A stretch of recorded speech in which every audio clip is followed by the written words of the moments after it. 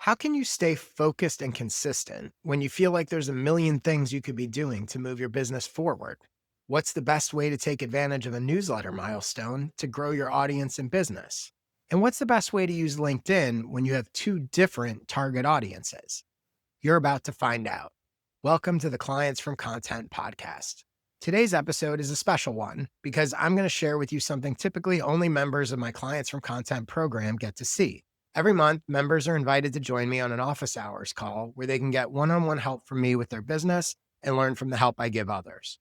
What you're about to hear in today's episode are 3 excerpts from a recent office hours call with questions members asked me and my answers. To learn more about how my Clients from Content program can help you for as little as $99 a year, go to joshspector.com/program. Now, let's get to the first question. Clients from Content member Patrick Doyle has a problem I'm sure everyone can relate to.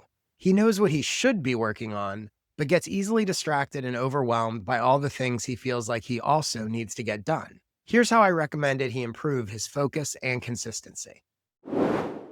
Hey, Patrick, Ryan. how's it going? Good. How are you, Josh? Good. So let people know what your question is and we'll get into it. My question was, I know the action items and my priorities that I need to pay attention to and need to get focused on, like producing and posting content each day. So I know what I want to do and need to do. Mhm. Happens is that in the course of each day that I devote to that, I get sidetracked really easily. And part of it is your fault, Josh. After your Guilty as charged. LinkedIn- I'm sure everyone can relate, including me, but go ahead. Yeah, because like you throw out so much actionable and valuable Mhm. suggestions. So I'm going through my LinkedIn followers list and I'm trying to get rid of followers that don't help out. So I got this, I've got that. And before you know it, like an hour has gone by. And so then I start working on my action priority items. And then I think, oh, my LinkedIn profile sucks. It's just, it doesn't have any of the marketing SEO. So then I'm going to go after that. So what happens is that it's easy for me to get pulled down and then I'm on LinkedIn and someone has an interesting thing. So I get sidetracked and Yeah. I'd love to get some actionable steps on how to avoid that. It may sound silly, foolish, but it is my No, I think it's struggle. like I said, I think it's a super common issue that everyone struggles with, including myself. So I think there's 2 pieces to it. So one is, do you feel like you struggle to identify which thing is more important? Or do you feel like you know what you should be doing, but you're busy doing other stuff? I'm pretty clear I know what I should be doing. Okay. And then I get sidetracked because, well, posting content each day, it'll be just much more effective if I delete my loser followers, if I work on my profile, if I figure out a system, an app that I can start using. And oh, Zoom allows us to do this now, and StreamYard, and so everything. Right. And So here's the thing. If you know what is more important, you can only do one thing at a time. So if you want, jot down 5, 10 of the things that you want, quote unquote, need to do, and literally rank them in order of importance. And you have to understand and accept that you can't do all of it at once, right? That you can only do one of these things at a time. And you have to be okay with that and understand that, yeah, okay, maybe not everything will be optimized in week 1 or week 2 or week 3, but you're going to get there and you're working through in order of your top priorities. So that seems obvious to do, but if you actually take a second to go, here's all the stuff I want to do, and literally rank them one by one, as opposed to here's a bunch of things that are important and here's a bunch of things that are also important, and just work through the list and give yourself a break and understand that, yeah, you can't do it all simultaneously. That's not going to happen. That's not going to work. Right? That's where I would start. The other thing, a couple other things that you can do is you can have a to-do list of a single item or 3 items. If you're the kind of person that wants some sort of flexibility. So what I'll do at times is, like, I'll have a quote unquote to-do list of a million things that I want to do. But when I sit down to work at the start of the day, I pick 3 and I go, I'm not working on anything else until I do these 3 things. And I can do them in any order that I want. that given day. Again, it gives you some flexibility. If you're like, maybe I feel like writing right now, or maybe I feel like doing something else right now, or you could just pick one and go, I'm doing this one thing and then I'm doing the next. But if you separate your sort of, I guess you could call it a sort of action list of this is what I'm doing today or this morning or whatever, and separate that from sort of all the things that you have to do, it can give you some clarity. And again, if you put sort of 3 things on that list, it also gives you a little flexibility. If you're like, I don't feel creative right now, I'd rather do the logistical thing right now, I'll do the creative thing afterwards. But it can help you with some focus. Yeah. The other thing, Note list. what'd you say? Yeah, exactly. Yep. The other thing you can do too is when you first look at that list, there are going to be things on that list that you're like, yeah, I want to do this, I want to get to this, but this is not a priority. And you can just put it somewhere else and be like, yeah, I'm not even thinking about this until I get a bunch of this other stuff done. Right. Because there will be some things that are just not as big a priority. By the way, again, I'm as guilty of this as anybody. My new website is still not live. It's going to wind up being like almost a year start to finish. And the truth is, because I have just been ignoring it for the past couple months, because I look at the stuff I'm doing and I'm like, you know what? It just never seems to rise to the priority list. It drives me insane. And I literally just sent an email to literally the designer, and they're like, hey, we gonna launch this? We're almost here. And I'm like, I know, I just have a few more things that I need to do. And it annoys me.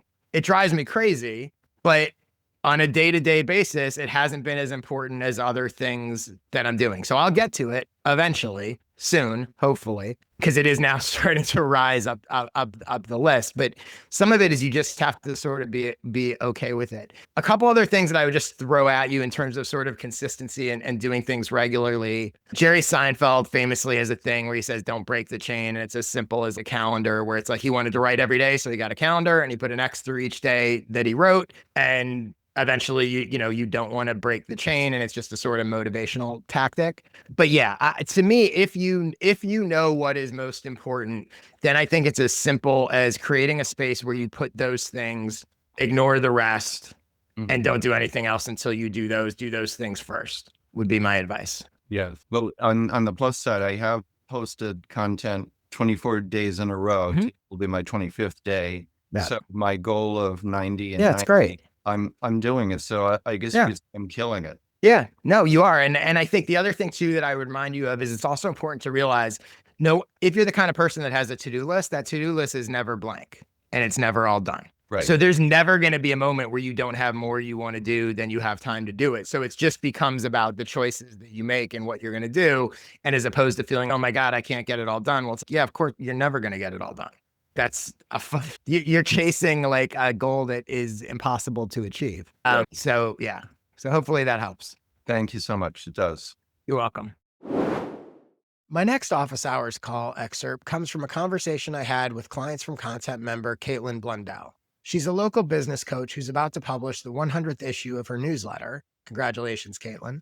And was looking for ways to commemorate and capitalize on that milestone. Here's what I suggested.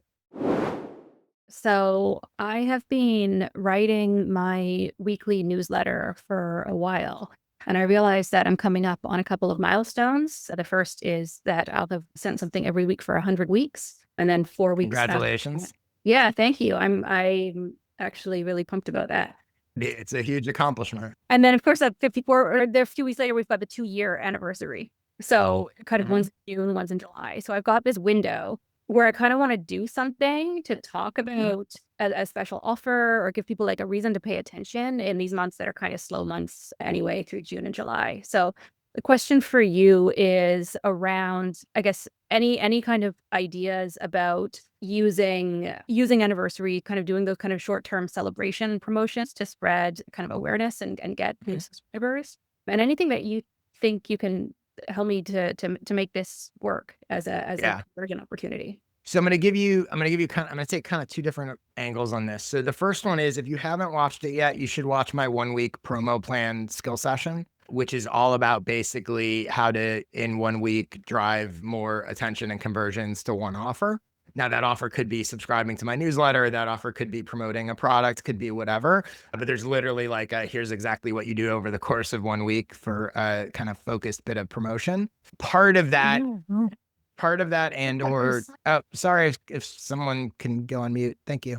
Part of that and also could be separate from that is I like the idea of theme weeks. So it could be a content theme week. It could be tied to your newsletter anniversary. It could be whatever, but you literally call it like, this is like when I used to do a big promotion for when it used to be called the skill session membership, I'd be like, it's skill session week. And that was all I was talking about. All my emails were about that. My podcast was about that. Everything was somehow related to that. And I think that kind of branding of a week makes things feel bigger than even if you were just like, oh, I'm just going to be talking about this a lot this week, but call it a thing. Now, that said, I'm going to go a little counter to that with this other piece, which is 100 issues of your newsletter is an incredible accomplishment. You should be really proud. You should celebrate. That's all great. Why does your audience care about your 100 issue anniversary? And part of me wonders, you're looking at it, rightfully so, as it's kind of an excuse to do something, right? An excuse to create a sort of burst of promotion and all of that, which is true and not a bad idea. But it also makes me wonder, is there a better hook that is more audience focused, right? Like you could do the same thing and go, okay, I'm going to call it, I mean, I know a lot of your audience is small business owners, but you could pick a sort of another niche within that and go, it's small business owner week, right? And whatever, and do that. And would that be more resonant? Because a bit of my concern is people will be happy for you, but it's not really about them and they don't really care that much, right? Your existing audience and whatever. So while I think you should celebrate it, and I like the idea of sort of a focused 1 week, whatever, I wonder if, as opposed to it being like, this is newsletter anniversary week, it's, my newsletter, I'm making this up, my newsletter hitting 100 issues has made me want to celebrate consistency among business owners. It's small business consistency week. And we're going to talk, you know what I'm saying? So it's still a jumping off point, but you take a slight shift to make it about your target audience. And then you could, using consistency doesn't have to be the one. I'm just riffing here. But if you did consistency, then you might go, join me for a 1 week consistency challenge where every day we're going to collectively do the thing that you've been meaning to be more consistent at doing. Every day you're going to do one outreach email to a potential client, whatever it is, right? But maybe you sort of think about what does doing 100 issues of your newsletter represent? Consistency, whatever, and then sort of build around that and use that as a peg might resonate more with people who otherwise are just going to be like, congrats, Caitlin, good for you. I'm going back to my business now. Yeah. One thing I was thinking is, I think you and I have talked about this a little bit, for my audience, which are kind of local business owners, almost everyone I talk to has an opportunity to be more in touch with their database than they are. Yep. I work with a lot of people who say, they send out a newsletter quarterly, right? Which is, there's just an opportunity to do more and they're just not sure how to do it, or they don't want to annoy people, or they have all these hesitations around it. So I had thought about using that window between the 100 and the second anniversary to try and promote something like a webinar about how to stay in touch without being annoying. And then and kind of have the second anniversary be the last chance to sign up for the webinar. So to tie it into an event and then have some sort of value add for the people who sign up. Yeah, and you could also do something where, again, if you think there's a lot of people in your audience who like mean to send more emails or whatever, and you could do a thing like, hey, let's have this be the week that you send one, and I'll help you and sign up, and let's see how many people in my audience can we get to, make it a sort of collective joint thing. And you could maybe even potentially go, look, if 100 people, I forget how many people you have on your list, but if 100 people send an email to their list that haven't done it, maybe it unlocks something for everybody. It unlocks free access to you create some kind of group thing for people that have, I've been meaning to do it, but I haven't been doing it. And maybe this is an excuse to do it. And that actually ties into another idea I had for you that is sort of not related, but could be tied into sort of whatever you do. So the rough idea is this. So what if you promoted 100 people in your newsletter, with the idea being those people would return the fee. But to celebrate 100 issues, I am going to, in my newsletter, send sort of a one-line promotion, a link, or whatever. I'm going to post it on social media. I'm going to do whatever, because everyone wants exposure, right? So you go, I will promote your business in my newsletter. And all you have to do in this special, like 100 for 100, whatever, all you have to do is send me, you can create a Google form, whatever, give me a line about your business and a link, what you do, who you help, whatever. And all I ask is that you do that. And I ask that you share the issue on social media when it comes out, because it's good for everyone.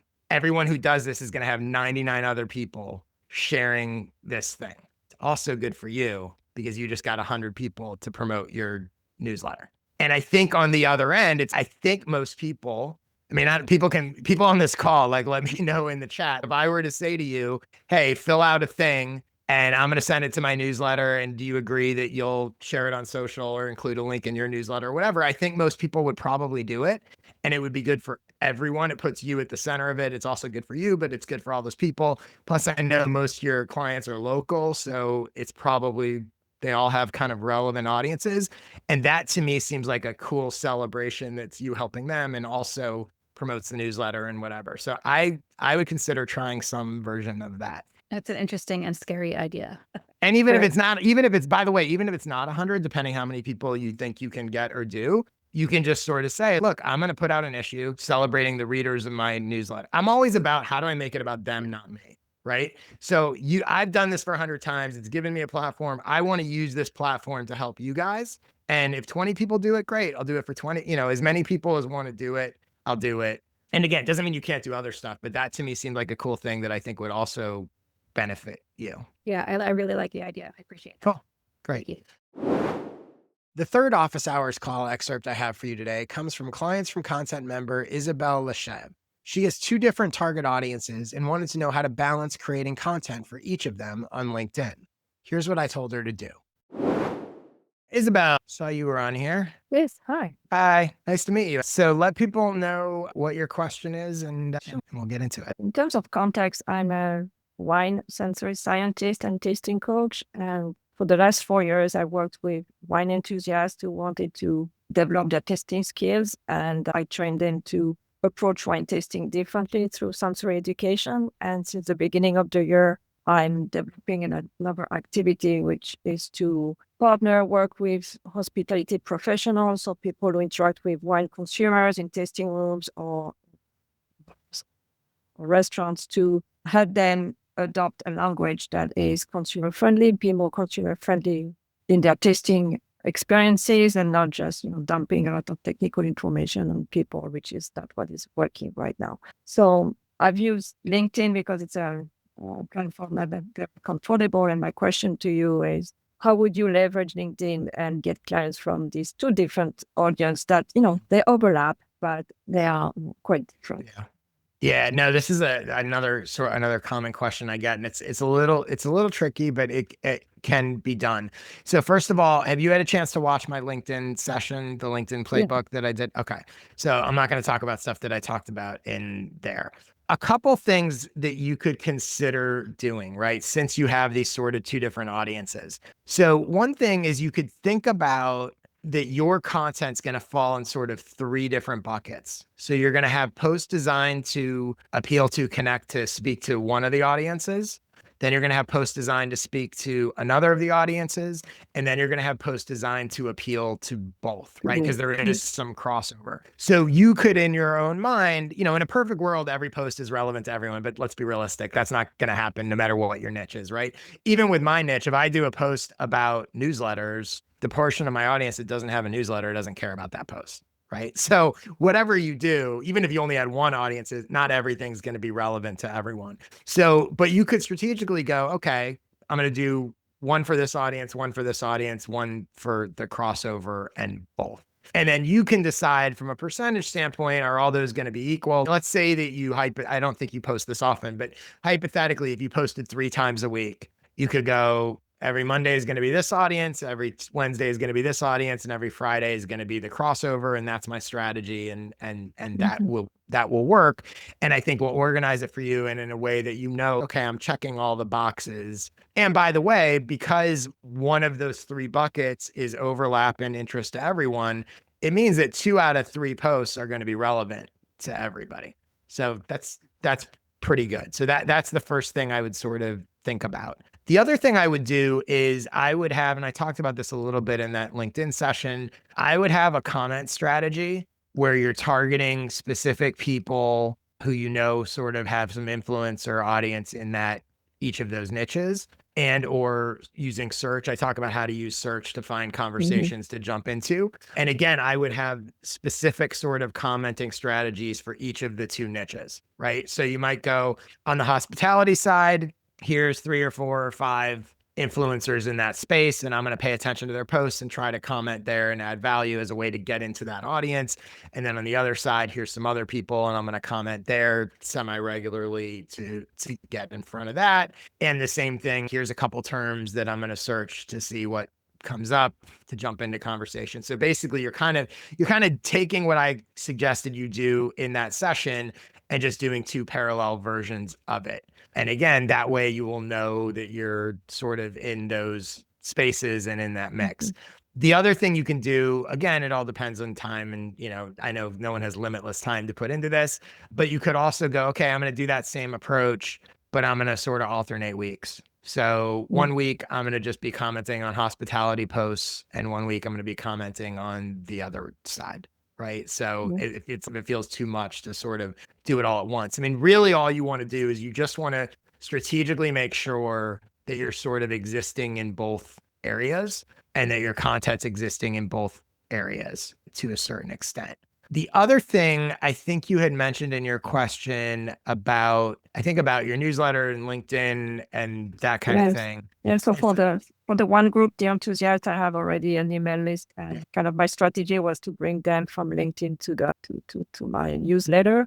Whereas for the new audience that I'm building, managing 2 newsletters seems more than just I can do. So I was thinking of maybe a LinkedIn newsletter and more interacting with people in the DMs. I just wanted to be posts. You could do that. You also could, depending on sort of how it works and kind of what you want, you could have both with the same newsletter. Look, you could take your same approach to LinkedIn content of one thing for this audience, one thing for this audience, one thing for both. And you could do that in your newsletter where you go, my newsletter has 3 sections. One thing for this audience, one thing for that audience, one thing for both, which would give a reason for every, you could approach it the same way. Or you could go, you know what? I don't really need a newsletter for this audience. Again, maybe you do, I don't know. But you could say, I really just need my newsletter for this one, the one that you have. And on the hospitality side, that's going to be more one-to-one individual relationship driven anyway. So I'm just using that to get one-on-one conversations, and I don't really need them to get to my newsletter. So you can sort of think through what you actually want or need. There's no one right answer there. The one thing I would recommend though is, in addition to driving people to your newsletter from LinkedIn, you should be linking to your LinkedIn posts from your newsletter. So if your newsletter is the sensory people, right? Not the hospitality one. So when you do a post on LinkedIn about sensory stuff, you should feature it in your newsletter and link to it and drive those people there. That's an easy thing to do, and it will help you. It will help those posts get seen. They'll engage with it, which means their connections will start to see it. So I definitely recommend doing that. And if you don't really have hospitality people on your newsletter, there's no reason to link to the hospitality post, just, that kind of thing. Then the other thing is, have you had a chance to watch my content strategy clarifier session? Not yet. Okay. I would watch that. I would watch that one because it will also help you figure out how to sort of approach this. But yeah, I mean, again, my sort of general note is you kind of are going to have sort of parallel paths. Totally fine. Just sort of put some parameters around it. And all you really want to do is you really just want to make sure, if I want to hit these hospitality people as well as the other one, I just need to make sure that some of my content is doing that. And you can play with the mix in whatever way you want. And again, there is some overlap there. So you should also be able to have content that works for both. That makes sense? I'm really looking for a system, yeah. And in terms of the bio and the about section, they mention, the profile sucks, or my profile sucks as well. I was waiting to have this conversation about, how would you approach the about, telling my story. I'm gonna pull it up now. And let me ask you a question. Of these 2 different audiences, is one a bigger priority for you? Are they equal? I really want to develop the hospitality because the enthusiasts, wine enthusiasts, they would subscribe to my course. It's a hobby. Right. Right now, it's not a priority considering the economy.